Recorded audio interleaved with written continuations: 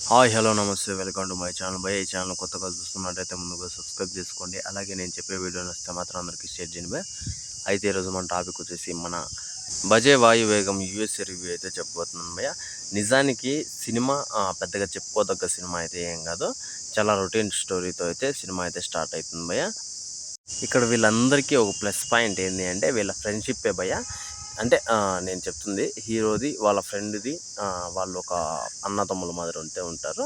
కాకపోతే వీళ్ళ ఫ్రెండ్షిప్పే ఈ సినిమాకి కొంచెం ప్లస్ అయితే అవుతుంది.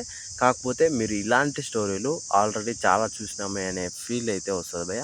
నిజానికి ఇంకా ఈ సినిమాలో మెయిన్ ఆఫ్ ద అంటే సినిమా ఇంకా చెత్త అని చెప్పడానికి కారణం బ్యాక్గ్రౌండ్ మ్యూజిక్ భయ. నిజంగా ఈ సీన్లకి కొంచెం బ్యాక్గ్రౌండ్ మ్యూజిక్ కనపడింటే ఏదో ఒక ఫీల్ అయితే వచ్చేది, దాన్ని కూడా చెడగొట్టారు. ఇంకోటి వచ్చేసి కొన్ని సీన్లు అయితే ఉంటాయి అవి అసలు అర్థమే కాదు మనకు.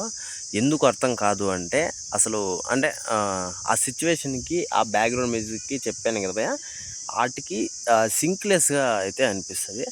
మరి సినిమా ఏ రేంజ్లో అంటే వీళ్ళు ఏ రేంజ్లో ఊహించుకొని ఏ రేంజ్లో వచ్చిందో తెలియదు, కానీ పెద్దగా చెప్పుకోదగ్గ సినిమా అయితే కాదు భయ.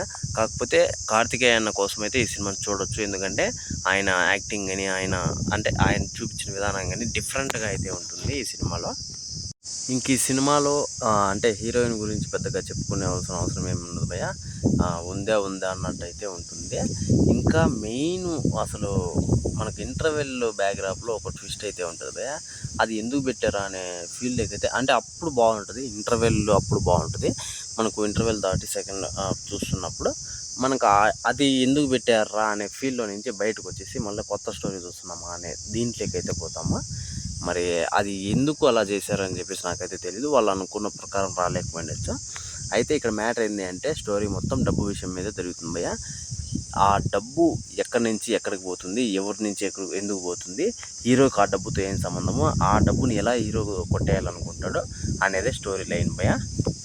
అయితే వాళ్ళు ఇచ్చిన రేటింగ్ అయితే మాత్రము పెద్దగా ఏం లేదు భయ్య. 10కి అయితే 7.5 అయితే ఇచ్చారు. అది చాలా తక్కువనే చెప్పాలి. అయితే ఈ సినిమాలో పెద్దగా పాటల గురించి కూడా చెప్పుకోవాల్సిన అవసరమే లేదు, ఎందుకంటే అంత ఏం బాగాలేదు. ఇంకోటి వచ్చేసి ఈ సినిమాలో మెయిన్ ఒక్కటి మాత్రం నాకు బాగా నచ్చింది భయ్య. వాళ్ళిద్దరి మధ్య కొన్ని సీన్లు ఉంటాయి, ఆ సీన్లు అయితే హైలైట్ ఉంటాయి. అంటే కార్తికేయ వాళ్ళ ఫ్రెండ్ మధ్య సినిమా ఓ రేంజ్లో ఉంది అని చెప్పలేం, కానీ ఒకసారి అయితే చూడొచ్చు భయ్య. కార్తికేయ అన్న కోసం ఒకసారి అయితే థియేటర్లో అయితే చూడండి. అయితే మీరు ఈ సినిమా మీద మీ ఒపీనియన్ ఏందో కింద కామెంట్లో తెలియజేయండి భయ్య.